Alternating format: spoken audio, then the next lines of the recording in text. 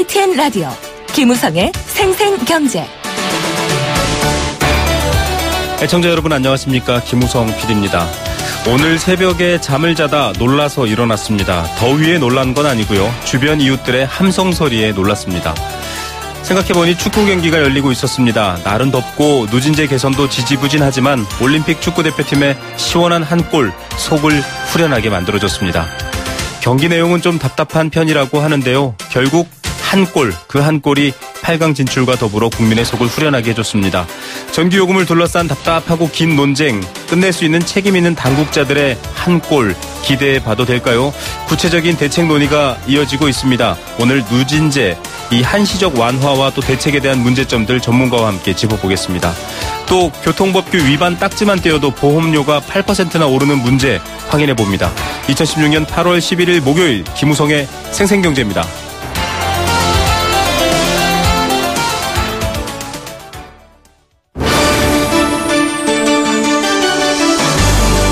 YTN 라디오 김우성의 생생경제.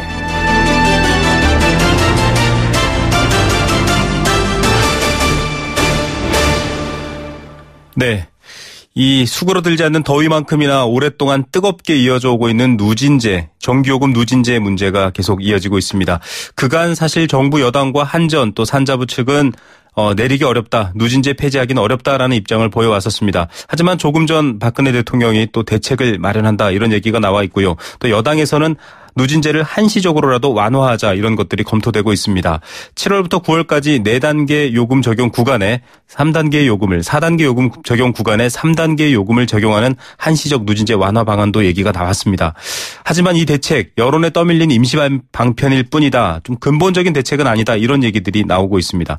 전 에너지경제연구원장이시죠. 김진우 연세대 글로벌 융합기술원 특임교수 연결해서 얘기 나눠보겠습니다. 교수님 안녕하십니까? 네, 안녕하십니까? 김진우입니다. 네. 예, 지금 정부가 일단 작년 여러 가지 어려운 상황 때문에 한시적으로 누진제를 완화했었는데 작년 수준의 한시적인 완화를 좀 시행하자라는 얘기가 나오고 있습니다. 어떻게 보십니까? 예, 어제 이제 정부 여당 긴급 대책 회의에서 그런 말이 나왔고, 예, 오늘 그 실시를 위한 여러 가지 논의가 좀 본격적으로 진행되는 걸로 알고 있습니다. 네. 예, 아까 말씀을 우리 사회자께서 주신 대로 이 구간 요금 차이가 너무 크기 때문에 에어컨 사용에 따라서 좀 일시적으로 좀 올라가는 수요에 너무 높은 요금을 적용하기는 어렵다 하는 것 때문에 조금 구간을 좀 넓혀서 부담을 좀 줄여주려고 하는 조치인데, 네. 아무래도 이것은 일시적인 조치라고 봐야 되지 않겠습니까? 네네. 네. 지금 사실은 이 누진제가 이 한 법무법인에서 이 단체 소송, 집단 소송 제도가 아직 정착이 안 돼 있어서 10,000명 가까운 분까지 지금 소송을 걸고 있는 근본적인 이유가 이 누진제의 어떤 불합리성, 불공평성 때문이거든요. 네, 그런데 한시적으로 완화해준다. 이건 사실 여론에 더 기름을 붓는 격인 것 같기도 합니다. 근본적인 해결책은 아니지 않을까요? 물론입니다. 우리가 가정용 전기요금 누진제를 좀 완화하자는 이야기는 사실 오래전부터 나왔었습니다. 네. 근데 이제 이러저러한 이유 때문에 아직까지 이제 하지를 못하고 시간을 끌다가 결국 지금과 같은 폭염을 만나서 우리 국민들이 아주 불편해하고 여러 가지 불만이 있으니까 이제 임시적으로 하는 건데, 차제에 아예 이걸 이제 정착화시켜서 제도화를 하는 어떤 계기로 삼아야 되지 않겠는가, 이렇게 생각을 합니다. 예. 지금 새누리당의 이 조경태 의원이 발의한 법안, 발의될 법안이죠. 따져보면 약간 미국 수준으로 이제 완화하겠다. 3단계의 한 최고 배율이 1.4배 정도다. 이건 야당에서도 비슷한 얘기가 나온 적이 있었습니다. 이런 정도로 변화하는 거에 대해서는 어떻게 보십니까? 어찌 보면 다소 좀 급진적으로 또 이 변화를 좀 하시려고 하는 듯한 인상을 조금은 갖는데요. 네네. 네. 우리가 이제 11.7배를 갑자기 1.4배 수준으로 하는 것이 조금 다소 좀, 급진적이라는 생각이 듭니다만, 어쨌든 방향성은 맞는 얘기고요. 네. 그 다음에 그게 1.4배가 될지, 2배 내외가 될지는 좀 더 논의를 하면서, 결국에는 이제 국회 입법이 되겠습니다만, 방향성은 맞습니다. 단계를 한 3단계 정도로 하고, 네.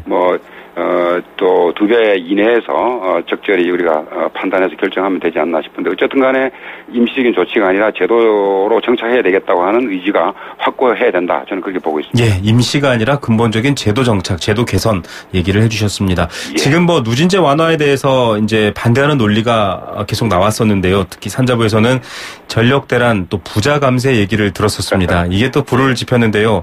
이 생생경제에서도 누진제 문제가 불거질 무렵 이 거의 초기에 이 문제를 다루면서 가정용은 13%밖에 되지 않는데 전력 대란을 논하는 것들에 대한 문제점 또 지금 전기 소비의 구조를 봤을 때 이걸 부자 감세라고 보기 어려운 면이 있지 않습니까? 그런 부분들도 지적을 했거든요. 예. 지금까지 사실 누진제 완화가 잘 안 됐던 이유가 바로 방금 말씀하신 전력 대란 문제, 그다음에 부자 감세 이걸 이유로 못 했는데, 네. 예, 부자 감세라는 측면에서 예를 들어서 일부 고소득 가구가 의 경우에 요금이 조금 줄어든다는 것을 부자 감세로 몰아간다면 사실은 뭐 명분상으로는 맞지만, 네.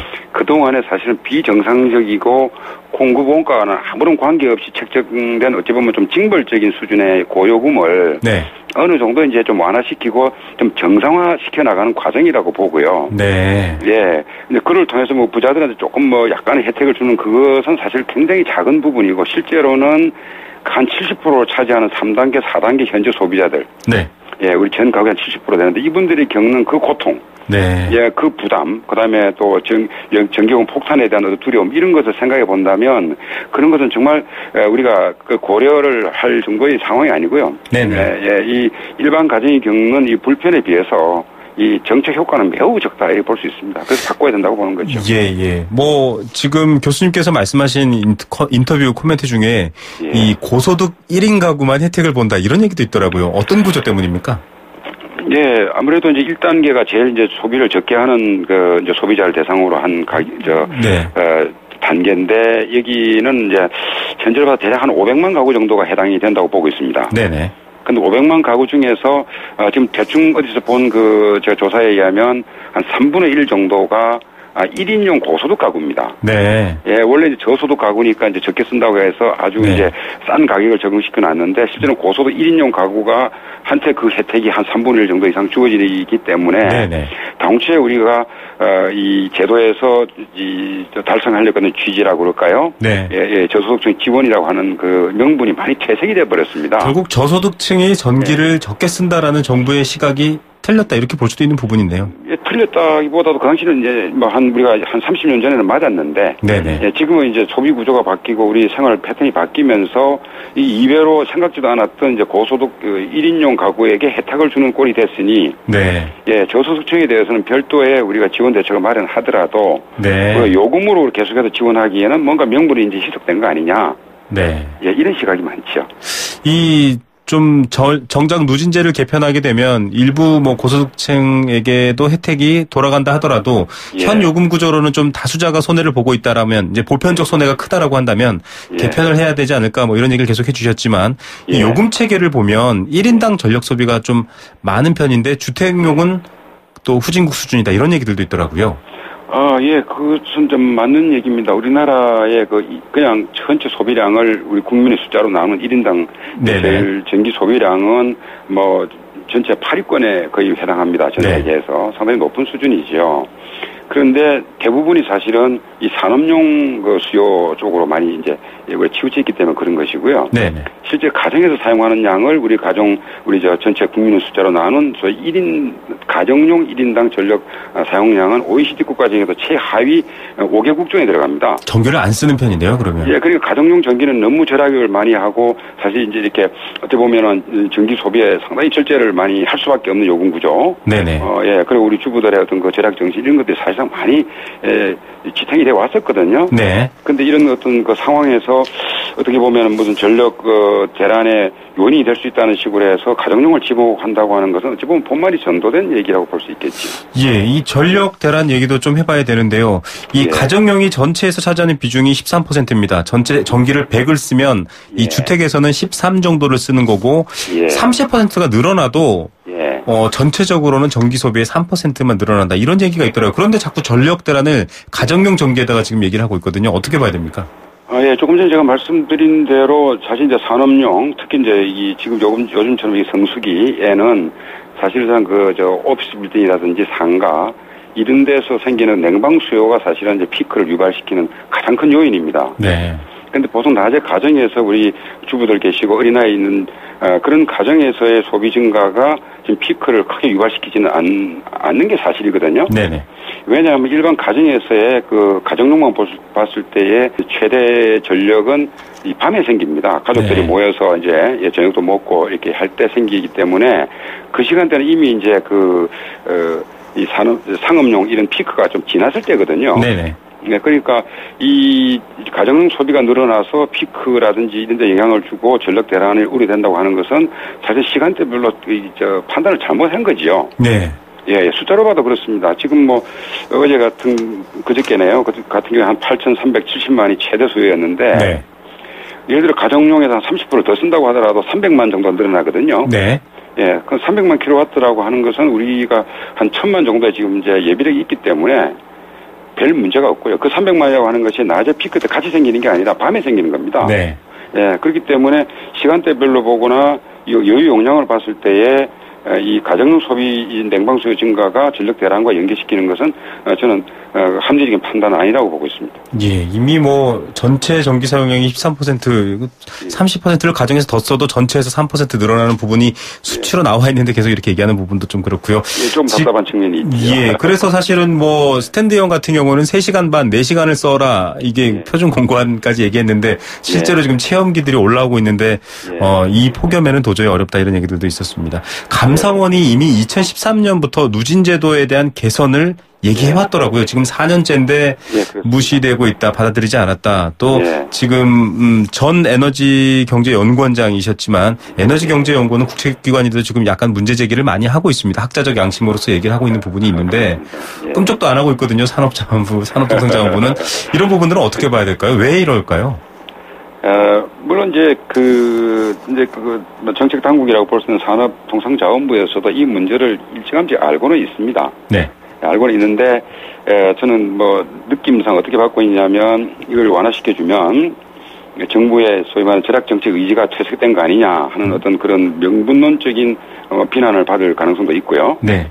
그 다음에 또 이 정치권을 생각하지 않을 수가 없는데, 거기서 이제 전력 대란이라든지 부자 감세라든지 이런 논리에 휘말리다 보면은 정부로서 참 이 문제를 끌고 나가서 해결하기에 많이 벅찬 측면이 있었습니다. 네. 그러니까 이런저런 또 이유도 있고 조금 힘들고 하니까 그냥 덮어두고 계속 한 거지요. 네. 어떻게 보면 조금 미련을 대고 갔다가 올해와 같은 이런 참 폭염에서 보니까 진작 할 걸 하는 생각을 좀 하지 않을까 하는 저 느낌을 받고 있습니다. 오히려 이 정치권에서 먼저 나서서 이 문제를 해결하자고 하는 것은 참 어찌 보면 반가운 측면이 있겠죠. 예. 자, 지금 뭐 대통령께서도 나서서 이 문제를 해결한다. 근본적으로 물론 누진제 자체 폐지는 하기는 어렵다라는 입장을 밝히셨지만 그런 얘기를 했는데요. 이 전기요금에 좀 이 조정을 통해서 부담을 줄이면 오히려 수요가 많아져서 한전에도 이익이 되고 좀 좋은 점이 생길 수 있다 이런 전망도 있더라고요. 어떻게 보십니까? 예. 사실 이제 우리가 뭐 경제학적으로 보면 이제 요금 즉 가격을 내리면 수요가 좀 늘고 이래 되면 뭐 전체 이제 판매량이 이제 늘 거냐 줄 거냐 하는 얘기를 많이 하지 않습니까? 네. 예, 그것은 소비자가 어떻게 반응하느냐의 문제입니다. 예를 들어서 뭐 요금을 얼마 내렸을 때 내가 얼마를 더 소비할 거냐 말 거냐 하는 것은 우리가 두고 봐야 될 사항이고요. 네. 그래서 한전의 입장에서는 자꾸 이제 전기 소비가 좀 이제 증가율이 좀 둔화가 되고 뭐 여러 가지 이제 상황이 벌어지니까 이거 혹시 판매량이나 판매고가 주는 거 아니냐 걱정을 하겠지만 그건 한전의 입장이고. 네. 우리나라 국가적으로 봤을 때 전기의 어떤 그 증가 추세가 좀 둔화되는 것은 바람직한 거고요. 네. 예. 그 다음에 이제 실제로 이제 한전의 입장에서 봤을 때 판매고가 주느냐 늘느냐의 문제는 사실 국민적인 큰 관심사항은 아니고요. 네네. 어떻게 우리가 반응하느냐의 문제인데, 전기는 일반적으로 요금에 그렇게 민감하게 반응하지 않는 서비스이기 때문에. 네네. 예, 저는 뭐 크게 이렇게 많은 수요가 요동친다거나 이렇게 해서 또 어떤 판매고에 중대한 영향을 미친다거나 그렇게는 저는 보지는 않습니다. 단기적으로. 예. 자, 뭐 지금 감정적으로도 격해 있고 또 정치적으로도 약간 민감해져 있는 이 누진 요금 제도의 문제. 예. 이제 좀 개편 얘기가 뭐 대통령께서도 말씀하셨고 본격적으로 시행이 될 텐데요. 이 분야 전문가로서 어떤 방향을 주안점을 두고 누진 제도를 개선해야 된다. 이렇게 제안해 주시겠습니까? 예. 우리가 누진제도가 됐건 또 뭐 우리가 시간대별 요금제가 됐건 간에 가장 중요한 그 원칙이 있는데 바탕이 있는데요. 네. 바탕은 공급 원가입니다. 공급 원가. 예. 왜냐하면 이 발전기가 돌아가는 그 구성 요소가 달라지기 때문에 그때그때 돌아가는 발전기의 원가에 따라서 공급 원가가 차이가 많이 나거든요. 네. 예. 그래서 그 시간대별로나 계절별로 봤을 때에 우리가 공급 원가를 잘 계산을 해서 거기에 바탕을 둔 이 요금제로 가야 이 정상적인데. 네. 이 완전히 이제 그거와 별개로 어떤 그 정책적인 혹은 뭐 징벌적인 이런 요금제를 억지 끼워 넣다 보니까 전체가 왜곡이 되어 버렸단 말입니다. 네네.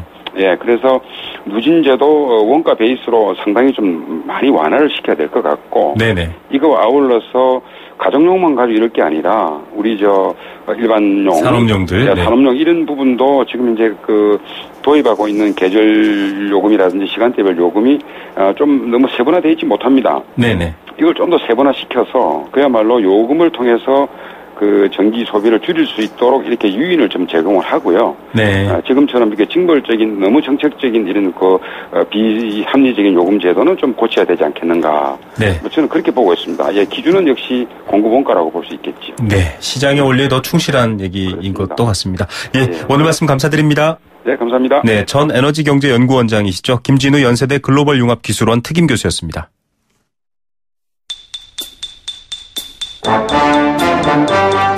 경제 탐구생활. 네, 경제 한 걸음 한 걸음 배워가는 탐구 생활입니다. 퀴즈 형식이고요. 정답 맞춰주시면 A수 알칼리 생수 한 박스, 여행 스케치의 목요일 나무야 콘서트 티켓, 도심 속 꿈의 놀이터 일산 온마운트 워터파크 이용권도 드리고 있습니다. 단문 50원, 장문 100원의 정보 용료 부과되는 샵 0945, 우물정 0945번 문자 보내주시면 됩니다.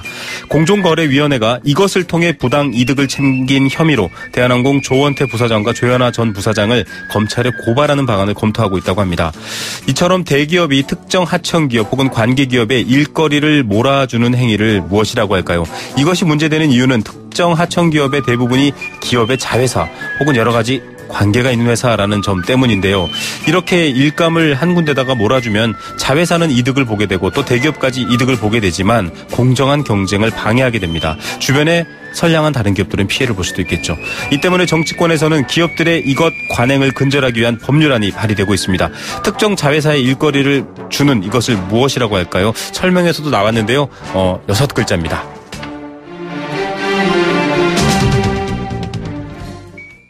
네, 생생경제1부 포스코와 함께했습니다. 캠페인 들으시고요. 잠시 후에 돌아옵니다. YTN 라디오 캠페인. 물 없는 한라산, 물 없는 제주 바다를 상상할 수 있나요? 제주의 아름다운 자연과 풍경은 깨끗하고 건강한 물이 있기에 가능합니다. 제주를 아름답게 만들어주는 건강한 물은 우리의 몸과 마음도 아름답게 만들어줍니다. 건강한 몸과 마음을 지키는 일. 아름다운 물을 사랑하고 지키는 일에서부터 시작됩니다. YTN 라디오 아름다운 물 캠페인은 광동제약과 제주특별자치도 개발공사와 함께합니다.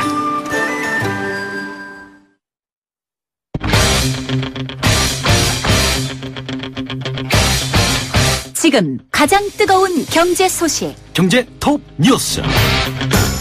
네, 이 시각 주요 경제 뉴스입니다. 오늘 금통위 기준금리 예상대로 동결됐습니다. 잠시 후 내용 전해드립니다.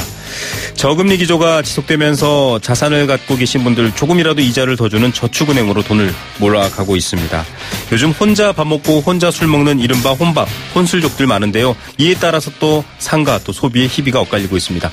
오늘의 경제 톱 뉴스입니다. 비즈니스워치 김춘동 기자 연결합니다. 안녕하십니까? 네, 안녕하세요. 네, 기준금리 예상대로 동결됐네요. 네, 한국은행이 오늘 오전에 8월 금융통화위원회를 열고 이 기준금리를 현재 수준인 연 1.25%로 동결을 했습니다. 네. 이 2달 연속 금리를 이제 동결한 건데요. 이 금융시장의 예상과는 크게 다르지 않았습니다. 기준금리는 작년 7월부터 올해 5월까지 11개월째 연식 1.5%로 유지가 되다가 지난 6월달에 0.25%포인트 내리면서 이 사상 최저 수준인 1.25%를 지금 유지하고 있는 상태입니다. 예, 이 동결 배경 여러 가지가 있겠지만, 네. 예, 금리 좀 더 지켜봐야 되겠죠? 네, 그 금통위원들 사이에서 일단 6월에 금리를 내렸으니까 조금 더 지켜보자, 뭐 이런 판단이 좀 우세했던 것 같습니다. 네. 지난 6월에 이제 경기 침체에 선제적으로 대응하자는 차원에서 금리를 내렸으니까 효과를 좀 지켜보자는 건데요.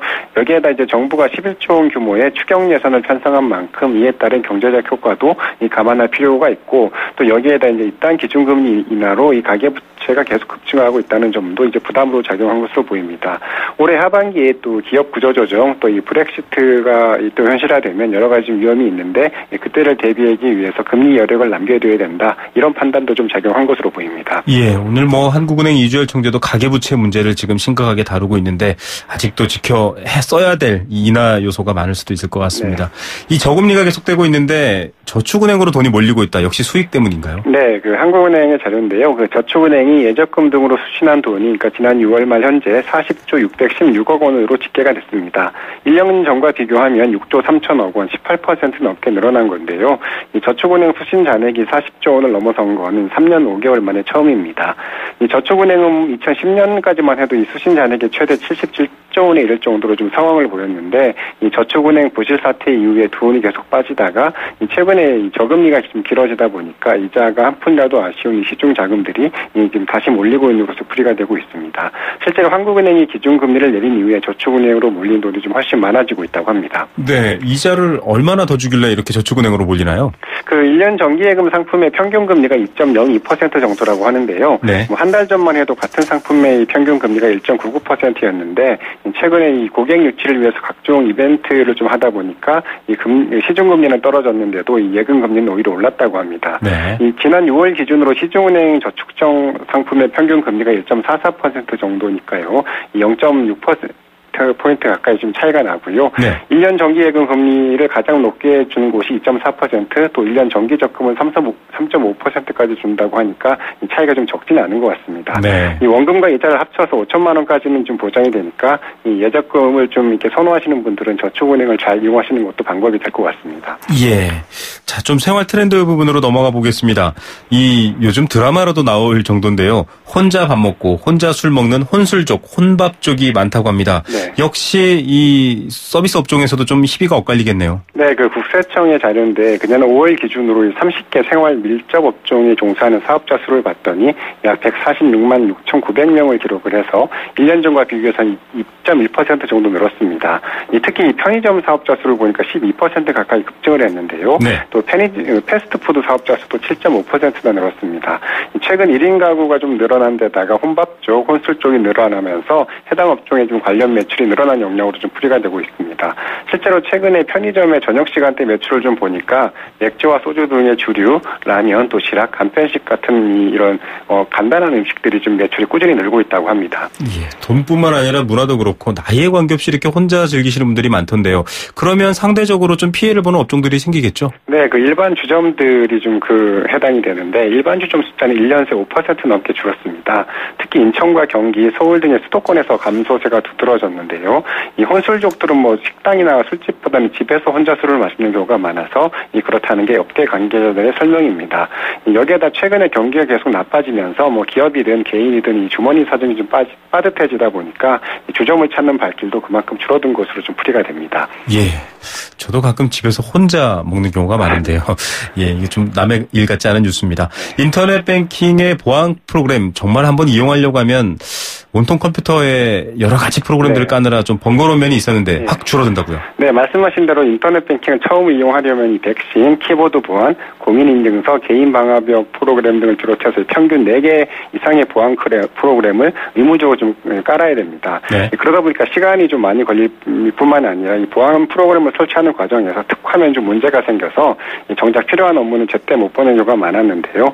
그 일부 금융회사 홈페이지에서는 뭐 단순히 좀 이 홈페이지 접속만 하려고 해도 이 보안 프로그램 설치를 좀 의무화해서 불편이 많았습니다. 이 금감원이 그래서 좀 필수적으로 설치해야 되는 보안 프로그램 수를 절반 이상으로 줄이고 또 이 금융상품을 비롯한 이 단순 조회 성격의 웹페이지는 이 프로그램을 설치하지 않아도 되도록 좀 유도에 나서기로 좀 했습니다. 예, 그래서 저희도 한번 인터뷰를 했었는데요. 이제 홍채 인식, 정맥 인식, 다양한 인식도 나오고 있는데 이 또한 또 고객들의 또 보안 부담이 될 수 있다 이런 전망도 내드린 바 있습니다. 예, 오늘 뉴스 중에 탑 어떤 것 고르시겠습니까? 네, 그 인터넷 뱅킹 기사를 꼽고 싶은데요. 네.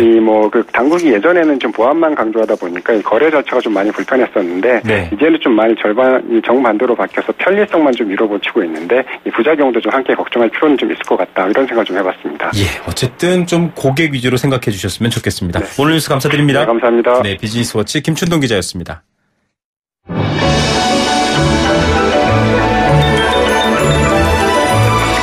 오늘의 경제를 들여다보는 시원한 창. YTN 라디오 김우성의 생생경제 생생인터뷰. 예, 오늘 슬쩍 지난 것 같지만 좀 깜짝 놀랄 만한 뉴스 하나가 있었습니다. 이 교통안전은 100번 강조해도 무방한데요. 교통안전을 빌미로 손해보험사가 고객에게 부담을 준다면 이건 또 다른 이야기가 될 것 같습니다. 자동차 보험사들이 교통법규 위반 시, 즉 딱지를 떼이면 보험료를 할증하고 있다, 이런 게 보도가 됐습니다. 그런데 명확한 기준이나 또 고객에게 차근차근 잘 알리는 게 없었다라고 해서 논란이 되고 있습니다. 금융소비자연맹 이기욱 사무처장 연결해서 문제점 알아보겠습니다. 안녕하십니까? 네, 안녕하십니까? 네. 자, 현대해상이나 롯데손해보험 등이 지난달 말부터 있었던 교통법규 위반 경력 요율, 원래 있었지만 이걸 좀 대폭 인상하는 방안으로 조절했다, 이렇게 알려졌거든요. 최대 8%까지 올릴 수 있다라고 하는데 어떤 내용입니까? 예, 지금까지 손보업계는 최근 2년간 자동차 보험 가입자의 교통법규 위반 이력을 평가를 해가지고 사실상 공통요율을 적용을 해왔습니다. 네. 그런데 이번에 롯데 손해보험의 경우에는 신호 위반이나 중앙침범, 속도 위반 등으로 한 번 단속되는 경우에 보험료를 최대 8.5%로 인상을 했고요. 네네. 현대해상은 신호나 속도 위반 등으로 적발되면 보험료를 최대 5%에서 6.2%로 올리고요. 네. 그다음에 음주운전과 무면허 운전 등 비교적 중한 과실은 기존 요율 20%에서 23.1% 인상을 했습니다. 예. 여기서 이제 중요한 것은 기존에 원래 할증 그룹은 이제 음주나 무면허 뺑소니, 그리고 신호 위반하고 속도 위반, 중앙 침범은 한 번이 아니라 두 번부터 이제 할증을 하도록 돼 있었습니다. 네. 그리고 그 외에 17개 위반 그룹은 이제 할증이 안 됐었는데, 네.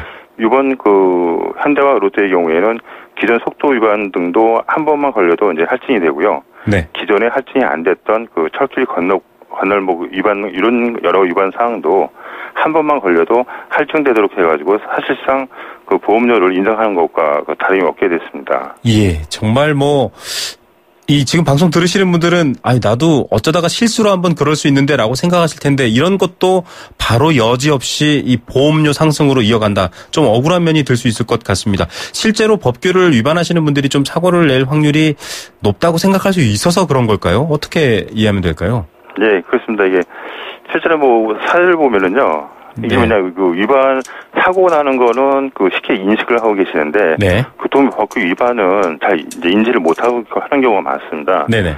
그래서 사례를 들어보면 이제 서울에 사는 김모 씨는 이제 3년간 보험사고가 한 번도 없었습니다. 네. 그런데 보험료가 이제 50만 원에서 75만 원으로 이제 대폭 할증이 됐습니다. 네네. 그래서 민원을 제기를 했었는데요. 확인을 해보니까 사고는 없었는데 3년간 중앙선 침범하고 신호 위반 등 중대 법규 위반이 네. 두 번이 이제 확인돼가지고 네. 공동인수 처리돼서 보험료가 이제 인상이 됐던 겁니다. 예. 그런 것처럼 이게 연간에 4번 사고가 나거나 3년간 이외에 이제 중대법규를 위반한 경우에는 보험사 인수를 거절을 합니다. 네. 그러면은 자동차 공동인수 협정에 의해서 이제 공동인수 되는데, 공동인수는 기본 보험료가 일반 보험보다 50% 할증이 붙게 됐습니다. 네. 그래서 이제 이렇게 결국은 이제 법규 위반이 보험료를 이렇게 많이 오르게 된 그런 사례입니다. 아니, 사고를 낸 적이 없는데 법규 2번 위반한 거 가지고 이렇게 한 20만 원 이상 보험료가 오르는데, 문제는 물론 앞서의 공통요율의 적용 사례도 있겠지만 이렇게 지금 새롭게 많이 대폭 오르는 부분에 대해서 현대해상 같은 경우는 법규를 위반하면 할증되지만 법규를 잘 지키는 경우에는 또 할인해주는 경우도 있다라는 식으로 얘기하는데, 한쪽만 부각해서, 즉 법규를 준수하면 할인되는 면만 좀 강조해서 설명했다, 이렇게 알려져 있거든요. 이런 행태는 좀 문제가 되지 않습니까? 예, 당연히 문제가 됩니다. 교통법규율은 이제 오래전부터 시행되어 왔었고요. 네, 모든 보험사들이 이제 똑같이 적용을 해 왔었기 때문에 소비자들이 그거를 알거나 몰라도 똑같으니까 별 차별들을 받지는 않은데요. 네. 근데 지금 뭐냐면 이제 지금도 그대로 적용되고 알고 있고요. 근데 할인해주는 강점만 부각하고 이제 이번 그 현대나 그 루트처럼 이 상당 부분이 변경이 됐는데 네. 그거에 대해서 알려주지 않는다는 것은 보험계약자가 그 알아야 할 그 중요한 정보임에도 네. 알려주지 않는 것이기 때문에 그 약관에 명시하거나 홈페이지에 공시를 하고 그다음에 가입할 때는 아니 또 가입하고 계신 분한테도 자세히 안내를 해서 네. 현재 이런 내용이 이렇게 변경됐다는 거를 알려주고 소비자가 내용을 알고서는 선택을 할 수 있도록 해야 됩니다. 이 거의 불완전 판매 수준이다라는 생각도 저는 잠시 드는데요. 이 증권 상품 같은 경우도 손실을 얘기하지 않고 손익만 버는 네. 것만 얘기하면 불완전 판매인데, 자 이렇게 보험료 뭐 철마다 특히 또 연말 연시되면 손해율을 들면서 자꾸 이 보험료를 올리고 있습니다. 이 고객만 봉이라는 생각도 드는데 보험사들이 여러 가지 이런 좀 행태들에 대해서 그동안 문제가 많다 이런 지적도 있습니다. 네. 그 손해보험사가 그 작년에 그 단기 순이익이 2조 6천억으로 이제 사상 최대 이익을 냈다고 이렇게 했습니다. 네네. 그런데도 뭐 개별 상품은 이제 손해율이 높다라는 핑계로 실손보험료 같은 경우에는 작년에 12.2% 올렸고 금년에 19.3%를 또 인상을 했습니다. 네. 그 자동차 보험료도 금년에 그 작년과 금년에 걸쳐가지고 모든 보험사들이 이제 인상을 했는데요. 네네. 결국 그 보험료 인상된 만큼은 그 선보사들이 이제 이익으로 갈 수밖에 없고요. 네. 그리고 뭐 소비자를 위한 뭐 보험료 인하라든지 이런 혜택은 제자리 걸음을 하고 있고 그 정확한 또 비용이나 또 영업 내용을 또 알 수 없는 실정입니다. 네. 더군다나 그 2015년 그 손해보험사 민원 현황을 보게 되면요. 네. 보험금 지급 민원이 약 54%로 가장 많았고요. 네. 전년보다도 약 3.5% 증가한 수치로 이는 그 보험료는 올리고 보험금은 안 주는 이런 일배반적인 행동은 좀 문제가 많다고 봅니다. 이런 것들에 대해서 고객들이 좀 알고 대처하면은 어쨌든 고객이 그래도 이 선택을 할 수 있으니까 좀 좋지 않을까요? 어떻습니까? 일단 뭐 그 보험 가입 시 이제 한 회사만 보지 말고 네. 여러 회사 보험료를 비교해 본 다음에 가입하시면 이제 본인에 맞는 이제 저렴한 가격으로 많은 회사를 이제 선택할 수가 있고요. 네. 보험사 민원은 이제 보험사의 서비스나 아니면 뭐 업무 능력, 고객에 대한 자세를 알 수 있기 때문에 네. 보험사나 상품을 선택할 때는 민원이 많거나 개선되지 않은 회사는 유지하시는 게 좋습니다. 예, 민원이 많은 회사는 좀 가리시기 바랍니다. 그리고요. 네. 네.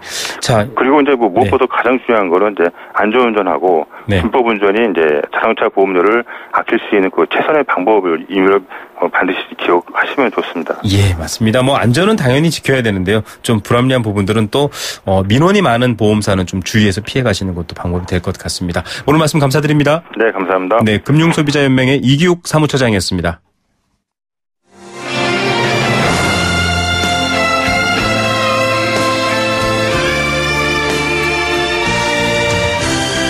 YTN 라디오 김우성의 생생경제, 더불어 함께 살아가는 삶, 그리고 더 나은 삶을 꿈꾸는 시간. 오후에 만나는 싱싱한 라디오 경제 김우성의 생생경제가 대한민국 경제를 지키는 여러분과 지금 함께하고 있습니다.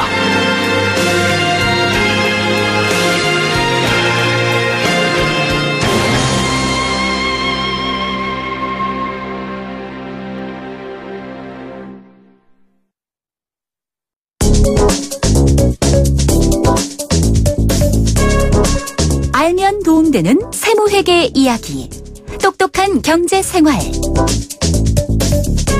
네, 우리가 살아가는 이 경제생활에는 또 세금, 회계 이런 이 경제 흐름을 읽을 수 있는 것들이 중요한데 특히 요즘 세금 관련해서 우리와 함께하는 분입니다.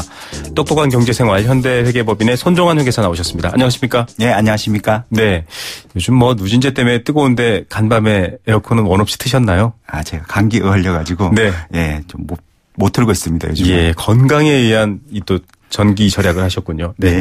자, 지난 방송까지 저희가 이 여러 가지 세금 얘기 또 사례들 소개해드리면서 구글세 이야기를 했습니다. 이 경제 관련해서 뉴스에 여러 번 등장했었고요. 지금도 뭐 구글은 또 다른 이유로 이 어떤 게임 때문에 굉장히 또 이슈가 되고 있습니다. 지도 반출로. 그런데 구글세가 글로벌 기업이 여러 가지 국제적인 조세 제도의 허점을 이용하고 또 국가 간의 세법의 차이 등을 이용해서 세금을 줄이려는 행위, 이런 것들을 보통 통칭해서 구글세, 그래서 그걸 막기 위해서 이제 부과하는 세금이 구글세가 되겠죠. 그런 것들을 설명했는데 구글이 좀 그런 일을 실제로 하는 편인가요? 좀 설명 부탁드립니다. 예, 구글세는 다시 제가 설명드리면 이제 네. 국가 간 조세 제도의 허점이나 아니면 세법 차이를 이용한 이제 탈세를 막기 위한 이제 국제적 조세 공조라고 볼 수 있는데요. 네네.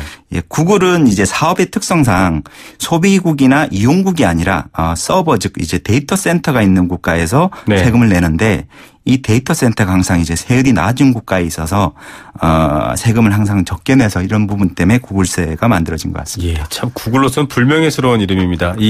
쉽게 말씀드리자면 구글의 컴퓨터와 그 컴퓨터를 보관한 건물이 한국에 없다 이 소리인데요. 자, 구글세가 그러면 구체적으로 어떤 내용을 갖고 있고 또 이런 부분에 있어서의 어떤 강제력, 즉 이런 구글의 행위를 좀 막기 위한 이 구글세가 좀 어떻게 실효성이 있나요? 어떻습니까? 예, 아직은 뭐 초기 단계라서 실효성을 말하기는 좀 어려울 것 같고요. 네네. 지금 이제 그 구글세는 이제 새로운 세법 제정이 지금 우선은 아니고요. 네. 그게 왜냐하면은 지금 뭐 제가 다른 예를 들면은 집에 물이 새어서 방수공사를 하려고 그러면은 네. 시작 시점에 지금 뭐 방수공사 하기 전에 물이 어디에 새는지 그렇죠. 그것부터 문제가 뭔지 알아야죠. 예. 알아야 되는 그래야지 이제 보강공사를 할 수 있는데요. 지금 현재 이제 특정 국가에서 세금을 안 내거나 적게 낸다면 그 원인이 되는 뭐 국가나 아니면은 조세법상 허점을 찾아서 이제 국제 간 공조하에 법을 이제 공조해야 되는 것입니다. 지금. 예, 사실 나라별 차이를 이용하고 있기 때문에 그 차이가 뭐고 또 그 차에서 어떤 문제가 생기기 때문에 이렇게 세금을 안 낼 수 있는지에 대한 걸 일단 먼저 확인할 필요가 있다 이런 얘기를 했는데 자, 이 국가 간 세법 허점을 이용한 이중 비과세 즉 여기를 서로 이용해서 세금을 안 내는 경우 이렇게 얘기를 해 주셨는데 이게 사실은 뭐 조세 조약 같은 것들도 다 체결돼 있잖아요. 요즘은 여러 가지로 좀 어렵지 않나요? 그래도 이렇게 탈세가 가능한가요? 가능한가요? 어떻습니까? 제가 적절한 비유인지 모르겠지만 네. 이 이중 비과세를 이제 비유한다면 이제 부모 입장에서는 학생이 이제 집에서는 이제 독서실에서 공부하는 걸로 알고 있고 네. 또 뭐 독서실에서는 집에서 공부하는 줄 알고 있는데 사실은 이제 독서실 옆 이제 게임방에서 이제 놀고 있는 경우랑 유사한데요. 예. 예. 서로 이제 다른 나라에서는 세금을 내고 있다고 생각하는데 네. 지금 현재 아무 나라에도 세금을 안 내고 있거나 네. 소득 대비 아주 적은 세금을 내고 있는 것이 이제 문제가 되는 것입니다. 지금 예. 이제 말씀하신 조세 조약은 탈세 방지 목적도 있긴 하지만 네. 이중과세 회피나 양국 간 투자 증진 목적이 더 큰 경우가 더 많습니다. 네네. 또한 이제 조세 조약은 정보 공유 부분도 포함되어 있지만 네. 문제는 조세 조약은 조세 피난처의 이런 국가들과 절대 체결하지 않습니다. 예, 조세 피난처 뭐 뒤에 또 따로 얘기하겠지만 이 얼마 전에도 사실 뉴스가 상당히 많이 됐고요. 저희도 관련 인터뷰를 했었지만은 이런 국가들은 왜 세금을 이렇게 안 받는지 잘 모르겠습니다만 이런 경우에는 지금 소용이 없다. 결국 효력이 없다. 조세 조약을 체결해도 이 말씀을 해 주신 건데 이런 국가들도 좀 적극적으로 참여하게끔 해야 되지 않습니까? 이 국제적으로 뭐 미국이나 또 뭐 한국도 그렇고 일본도 그렇고 힘이 좀 센 편인데 니네 조세 조약 체결해 이렇게 할 수 없는 건가요? 네. 일단 이제 가장 큰 문제는 아직 이제 어디에서 이제 세금을 세는지 정확한 지금 데이터를 모르니까 네. 그걸 하기 위해서 이제 먼저 그걸 알아야 되니까 이제 구글세는 아니 가장 먼저 그런 부분이 아마 포함될 것 같고요. 네. 그리고 이제 만약 이제 조세 조약하고 일반 뭐 강대국이나 뭐 여러 나라하고는 그 조세 조약을 체결하지가 않습니다. 네. 안 되어 있습니다. 그 이유가 뭐냐면은 조세 조약을 체결하는 게 이중과세를 회피하거나 이중과세를 회피하는 겁니다. 이중비과세를 회피하는 게 아니라 그다음에 투자 증진 목적인데 조세 피난처는 세금이 낮거나 아예 없는 국가인데 뭐 네. 이중과세 문제가 있을 리가 당연히 없을 네네. 거고요. 또 투자 증진에서 조세 피난처에 투자를 많이 하면 이건 또 낭패지 않습니까? 그렇죠. 예, 그래서 이제 지금 현재로는 조세 피난처에 아무런 조세 조약을 맺은 국가가 없는 것으로 알고 있습니다. 결국은 정말 열심히 공부하는 자녀만 믿었는데 지금 계속 PC방에 가 있는 상태인 건데요. 자, 제가 검색해보니까 유명 조세 피난처 뉴스에도 많이 나왔습니다. 지난번에 뭐 한국 이름들이 검색이 돼서 굉장히 많이 화제가 됐었죠. 버진 아일랜드, 케이맨 제도, 버뮤다, 라부안 이런 데거든요. 이 버뮤다는 뭐 버뮤다 삼각지대로 유명한 그런 곳인가요? 이런 부분들이 왜 이렇게 관련이 있는 건가요? 이건 제가 이제 먼저 이제 유래부터 말씀드리냐면요. 네네. 저도 이걸 뭐 검색을 좀 해봤는데요. 조세 피난처 하도 이제 요즘 뉴스에 많이 나오니까. 그렇죠.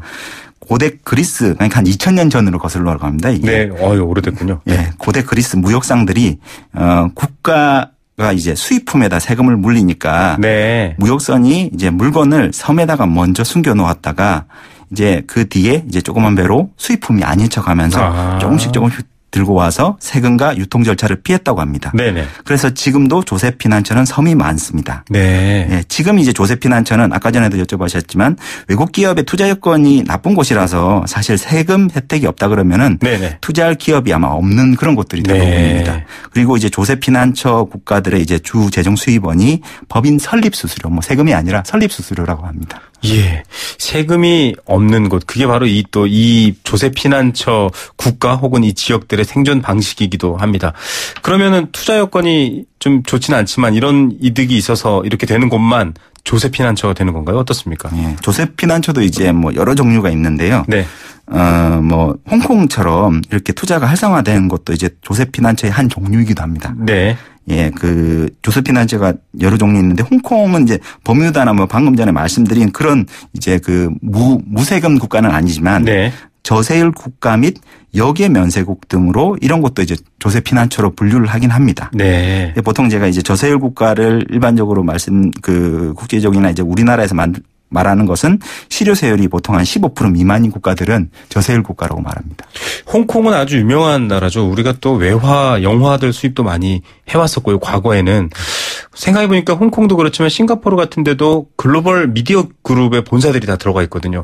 이런 공격적인 유치를 위한 세금 혜택 때문일 텐데 조세제약 좀 체결해서 우리가 그런 부분들을 완화할 수 있지 않습니까? 영업해서 돈은 한국에서 벌어가는데 회사가 거기 있다는 이유로 지금 어떻게 보면 PC방에 가 있는 거지 않습니까? 맞습니다. 예. 체결 같은 게 진행되고 있나요? 예. 과거 이제 한국하고 중국, 지금 이제 중국령이지 않습니까? 홍콩이. 그리고 과거에는 이제 영국 그 밑에 이제 별도의 이제 경제자치국이긴 그렇죠. 했지만 국인데 이제 중국하고 영국하고 한국은 조세 조약이 체결돼 있는데 네. 과거부터 홍콩은 제어됐습니다. 그거는 이제 제가 아까 말씀드린 이유랑 좀 비슷할 텐데요. 네. 그런데 이제 다만 이제 지금 그 현재에서는 그 가세 정보 교환이 상당히 중요해져 있기 때문에 네.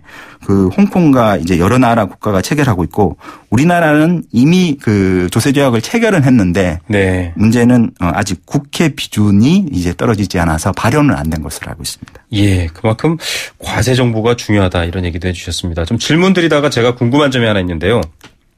이 조세피난처의 법인을 설립하고 또 세금을 적게 내거나 아예 뭐 안 내는 곳도 있는데 이런 것들이 문제가 돼서 걸리면 뭐 탈세 혐의, 그러니까 범죄로서 뭐 세금도 토해내야 되고 여러 가지 벌도 받을 수 있는 것 아닌가요?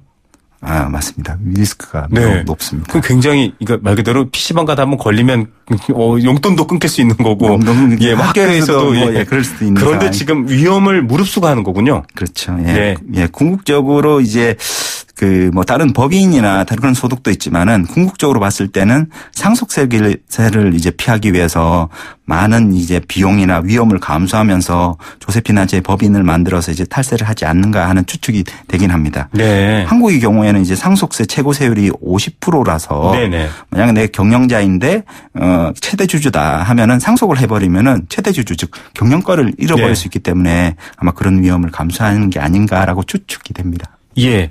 자, 이 결국은 상속세 사실 민감한 부분이고 저희가 지난주에도 다뤄왔었는데요. 이 상속세율이 높으니까 평소에 상속세, 절세 이런 질문들도 좀 많겠네요. 저도 좀 버진 아일랜드로 가면 되지 않을까 이런 질문들 오지 않습니까? 어떤가요? 뭐 엄청나게 많이 듣습니다. 네, 그렇군요. 예. 근데 이제 뭐 재산이 많은 분들부터 해서 적은 분, 뭐 아니면은 예를 들어서 뭐 미성년자 자녀에게 2천만 원을 증여해야 되는데 네. 그럼 2천만 원까지 제가 지난번에 말씀드렸다시피 증여세를 안 내지 않습니까? 네네, 그렇죠. 그런데 이거를 증여세를 신고해야 하는지 안 해야 되는지 뭐 그런 다양한 질문을 많이 받습니다. 예, 사실 이 부분은 일상에서 알기가 어렵기 때문인데요. 이 상속세, 증여세 2천만 원, 뭔가 세뱃돈 이런 거 기억나시죠, 여러분들? 이 얘기가 상당히 좀 중요한 얘기고요. 앞서 얘기한 거에 또 맥락상 이어지는 얘기인데 오늘은 시간 관계상 좀 여기까지만 얘기를 나누겠고요.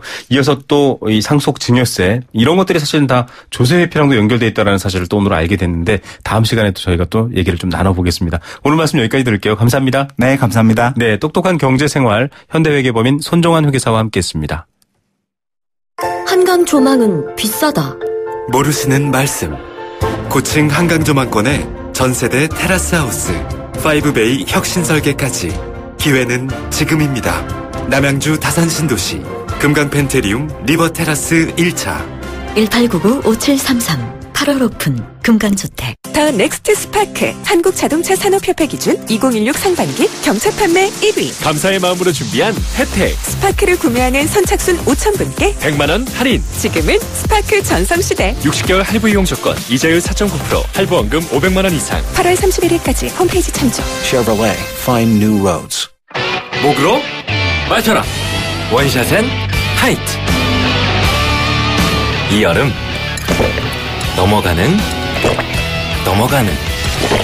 넘어가는 맛이 좋다.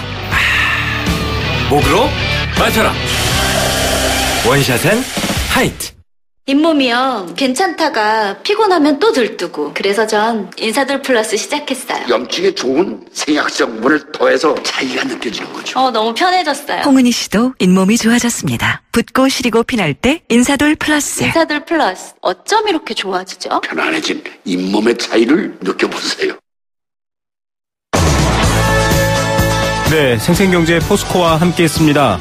오늘의 정답은 일감 몰아주기입니다. 많은 분들이 정답 주셨네요. 무한도전 김우성의 생생경제 홍보해드리겠습니다. 4992님. 예, 무한도전은 다른 방송사 프로그램인데요. 감사드립니다. 자, 오늘 정답은 7391님 생수 한 박스 드립니다. 이렇게 제가 읽어드려야 되겠네요. 일감 몰아주기 하면 아니 되는 줄 알아요. 예, 이렇게 보내주셨고요. 2110님 여행 스케치 티켓 드립니다.